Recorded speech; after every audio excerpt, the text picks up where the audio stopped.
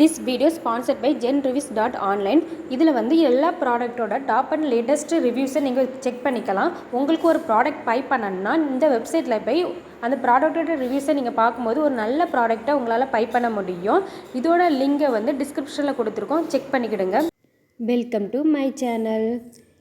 சில பேருக்கு வந்து பேக் பெயினும் பாடி பெயினும் வந்து ரொம்ப அதிகமாகவே இருக்கும். அவங்க வந்து இந்த ரெசிபி செஞ்சு இதில் டெய்லி ஒரு உருண்டை எடுத்து சாப்பிடும்போது உங்களோட பேக் பெயினும் பாடி பெயின் வந்து ரொம்பவே க்யூர் ஆகும். எல்லோரும் இதை ட்ரை பண்ணி பாருங்கள். வாங்க இதை எப்படி செய்யலான்னு பார்க்கலாம். தேவையான பொருட்கள் கொஞ்சம் வேர்க்கடலை, முந்திரி பருப்பு, பாதாம் பருப்பு ஒரு 8 எடுத்திருக்கேன், 1 கப் ராகி மாவு, 1/4 கப்பு நாட்டு சர்க்கரை, ஒரு 2 இல்லைன்னா 3 ஸ்பூன் நெய் எடுத்துருக்கேன், 7 முதல் 8 பேரிச்சம்பழம் எடுத்திருக்கேன். இப்போ அடுப்பில் ஒரு பாத்திரத்தை எடுத்து வச்சுட்டு அதில் ஒரு 2 ஸ்பூன் நெய் விட்டு ஃபஸ்ட்டு நட்ஸ் எல்லாமே ஃப்ரை பண்ணி எடுத்துக்கலாம்.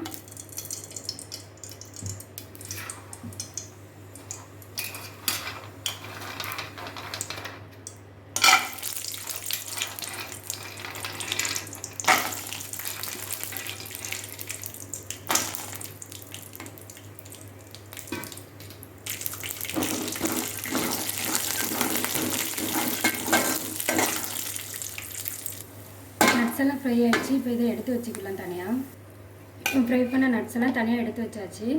அடுத்து இதே பேனில் இன்னும் 1 ஸ்பூன் நெய் ஆட் பண்ணிவிட்டு, ஏன்னா ஏற்கனவே கொஞ்சம் நெய் இருக்குது, அதனால் இன்னும் 1 ஸ்பூன் மட்டும் நெய் ஆட் பண்ணுறேன். நெய் ஆட் பண்ணிட்டு ராகி மாவு 1 கப் எடுத்து வச்சுருக்கோம்ல, அதை இப்போ ஆட் பண்ணுறோம்.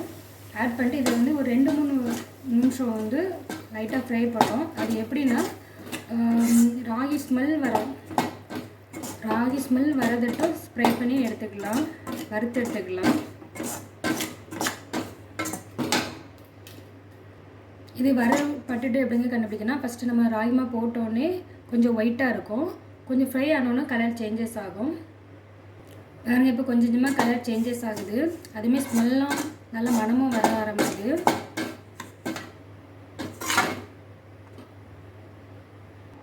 இந்த பாருங்கள், கலரும் சேஞ்சஸ் ஆச்சு, நல்லா ஸ்மெல்லும் வந்துடுச்சு. இந்த மாதிரி இருக்கும்போது பேனை ஆஃப் பண்ணிடலாம். மீடியம் ஃப்ளேமில் வச்சு வருங்க. ஹை ஃப்ளேம் வச்சுலாம் உடனே கரைஞ்சிரும். லோ ஃப்ளேம்னால் கொஞ்சம் வறுபட லேட் ஆகும். மீடியம் ஃப்ளேம் வச்சு வருங்க. இதை நம்ம ராவாக ஆட் பண்ணோம்னா டேஸ்ட் அவ்வளோ நல்லா இருக்காது. அதுவே கொஞ்சம் வறுத்துட்டு ஆட் பண்ணோம்னா டேஸ்ட்டு நல்லாயிருக்கும். இப்போ ஒரு ட்ரையான மிக்ஸி ஜார் எடுத்துடுங்க. இதில் வந்து நம்ம வறுத்து வச்ச ராகி மாவை ஆட் பண்ணுங்கள். அப்புறம் கொஞ்சம் நட்ஸு ஆட் பண்ணிக்கிடுங்க. நட்ஸு வந்து நான் கொஞ்சம் வந்து தனியாக எடுத்து வச்சுருக்கேன். அதாவது நட்ஸு கொஞ்சம் தனியாக நான் எடுத்து வச்சுருக்கேன். இது வந்து எதுக்குன்னா கடைசியில் ஆட் பண்ணாக்க அது எப்போ ஆட் பண்ணணுன்னு 2ஆக சொல்கிறேன். நெய்யில் ஃப்ரை பண்ணி நட்ஸு ஆட் பண்ணிவிடுங்க. அடுத்து 1/4 கப்பு நாட்டு சக்கரை எடுத்துருக்கோம்ல, 1/4 கப் இல்லைனா 1/2 கப் எடுத்துருங்க. உங்களுக்கு இனிப்பு எவ்வளோ தேவையோ அதுக்கேற்ற எடுத்துடுங்க நாட்டு சக்கரை. நான் 1/4 கப் கொஞ்சம் கூட எடுத்துருக்கேன். உங்களுக்கு எவ்வளோ இனிப்பு, ரொம்ப இனிப்பு இருந்தால் தான் பிடிக்கும் அப்படின்னா நீங்கள் 1/2 கப் வரை எடுக்கலாம்.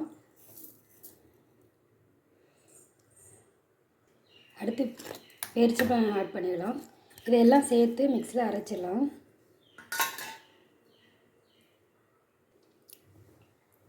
இந்த மாதிரி அரைச்சி எடுத்துடுங்க.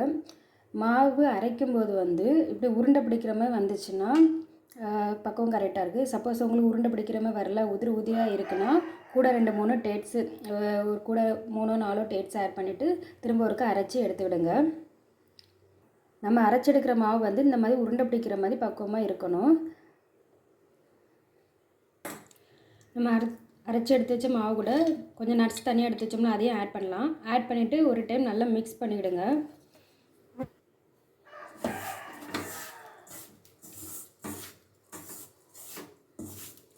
நல்லா மிக்ஸ் பண்ணிவிட்டு குட்டி குட்டி உருண்டையாக பிடிச்சி வச்சுக்கலாம்.